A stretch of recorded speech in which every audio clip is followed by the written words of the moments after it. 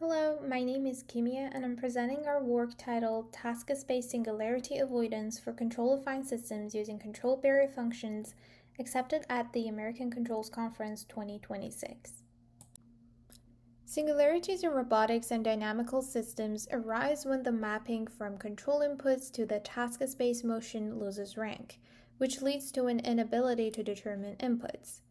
Let's consider a control affine system with the states x, input u, and the mapping between the task output z and the space is given by a continuously differentiable map gamma.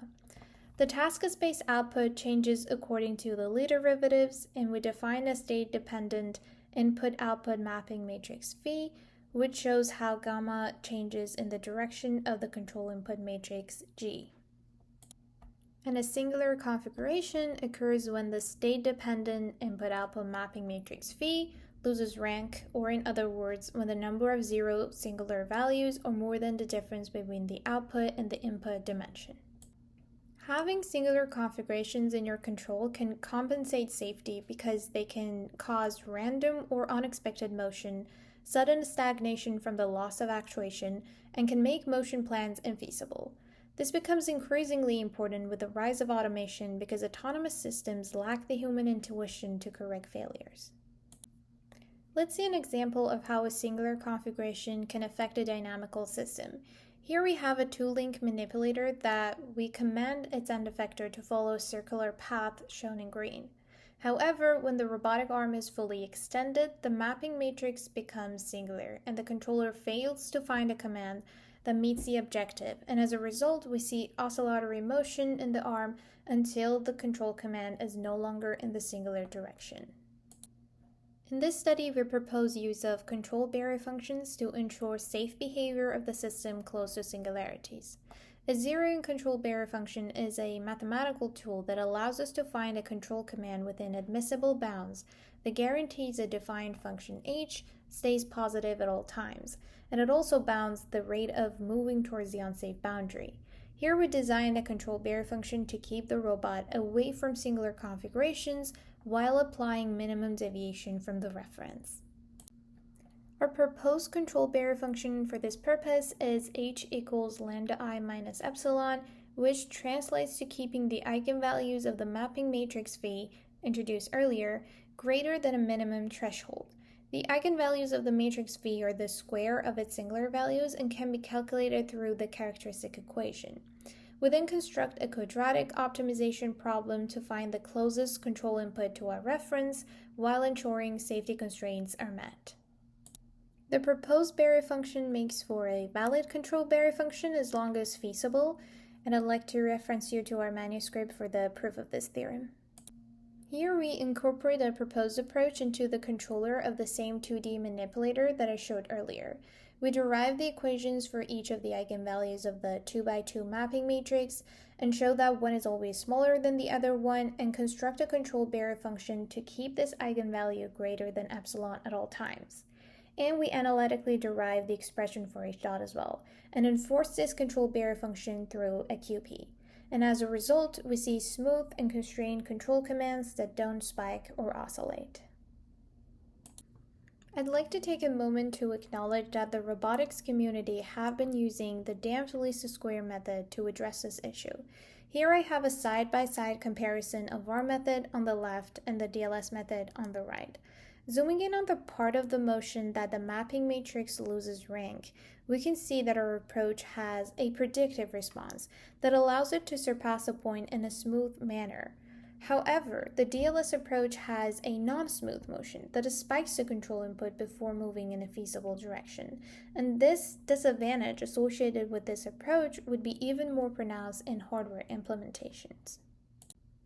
There are certain limitations with our proposed approach that I'd like to address in the following slides. The proposed barrier function requires analytically finding the expression for the eigenvalues of the mapping matrix. And when implementing this approach in nonlinear high degrees of freedom systems, finding these expressions becomes analytically too complex. And in order to construct a CBF, we'd need the Lie derivatives of these nonlinear eigenvalue functions as well, which hinders the process even further. And the limitations associated with calculating the gradients numerically would also degrade the performance. So we propose two solutions. On the left, if you can analytically derive the characteristic equation successfully, instead of constructing d control barrier functions for d eigenvalues, the smallest one can be simplified as shown here for when it's close to 0. And this is a much simpler expression now that can be used to construct one control barrier function instead of multiple more complicated ones. Alternatively, the singular configurations can be identified offline using singular value decomposition methods and used to create point clouds in the configuration space. These point clouds can be transformed into virtual obstacles that would transform our problem into a standard obstacle avoidance problem. And I will show an example of this in the following slides. One nonlinear system that I work with frequently is magnetic manipulation, where we control the position and orientation of a permanent magnet by changing the magnetic field around it via electromagnets. Singularities have been a major limitation in magnetic manipulation research, especially since the magnetic particle is remotely controlled and doesn't have rigid linkages to keep it constrained. And during singularity failures, any control command spike can move the magnet significantly. This spike could come from the pseudo-inverse method or the damped least squares method. However, due to the highly nonlinear structure of the magnetic forces and torques, obtaining a closed-form analytical expression for the eigenvalues and their derivatives becomes intractable. When solving for the eigenvalues, we will arrive at a third-order characteristic equation where each of the coefficients are a giant nonlinear function of the states. So instead, we create point clouds of the singular configurations in the configuration space x, y, theta. We fit triangles to each 3 points on the outer surface of the point cloud to create the resulting non-convex 3D obstacles, and we treat the problem as a standard obstacle avoidance problem where the CBF keeps the minimum distance to the obstacle greater than 0. For a case study, we simulated a teleoperated task using our proposed control barrier function framework. The goal is to follow the desired path in light gray while autonomously avoiding singular configurations. As the simulated needle approaches a singular region, the controller automatically makes a small orientation adjustment to maintain safety. And once the needle moves past the singular region, the orientation smoothly returns to the reference. The plot on the bottom left shows the corresponding robust trajectory in configuration space, safely avoiding the green singularity obstacle. And the plot on the right shows the control barrier function values for all virtual obstacles.